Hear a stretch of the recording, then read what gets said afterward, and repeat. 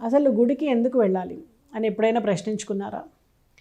కాసేపు కాలక్షేపం కోసం లేదా ఏదైనా దిగులు, ఇబ్బందులు ఉంటే వాటిని మర్చిపోవడం కోసం అనుకుంటే పొరపాటే.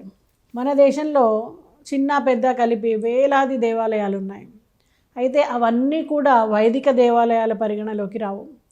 నియమాలను పాటించి శాస్త్ర నిర్దిష్టంగా నిర్మించినటువంటి ఆలయాలకు మాత్రమే దేవాలయాలుగా పరిగణిస్తాం. అలాంటివే అత్యంత ప్రసిద్ధి చెందాయి.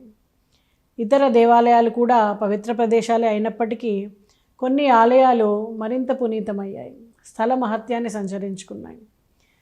భూమిలో మహత్తరమైనటువంటి ఆకర్షణ శక్తి తరంగాలు ఎక్కడ ప్రసరిస్తూ ఉంటాయో అక్కడ ఆలయాన్ని నిర్మించాలి.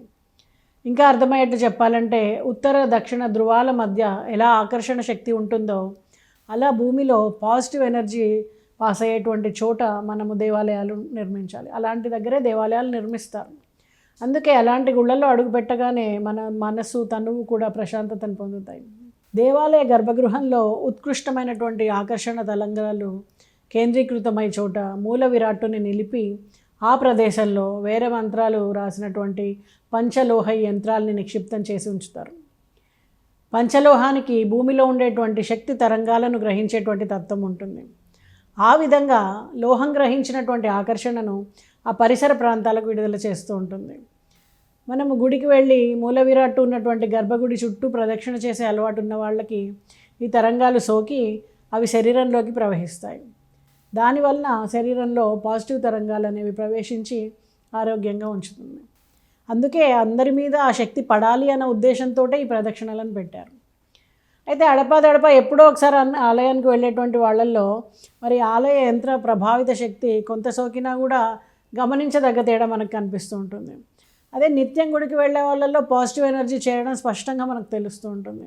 ఇకపోతే గర్భగుడి 3 వైపులా కూడా పూర్తిగా మూసి ఉంటుంది, ఒక్కవైపు మాత్రమే తెరిచి ఉంటుంది. అందువల్ల గర్భాలయంలో ముఖద్వారం దగ్గర పాజిటివ్ ఎనర్జీ కేంద్రీకృతమై చాలా ఎక్కువగా ఉంటుందన్నమాట. అందువల్లే మనము ముందు నుంచి తిరిగేటప్పుడు ఖచ్చితంగా ఆ శక్తి అనేది మన మీద పడుతూ ఉంటుంది. గర్భగుడిలో వెలిగించేటువంటి దీపం ఉత్పత్తి చేసేటువంటి శక్తి కూడా చెప్పుకోదగ్గదే. ఆలయాల్లో గంటలు మోగిస్తాము.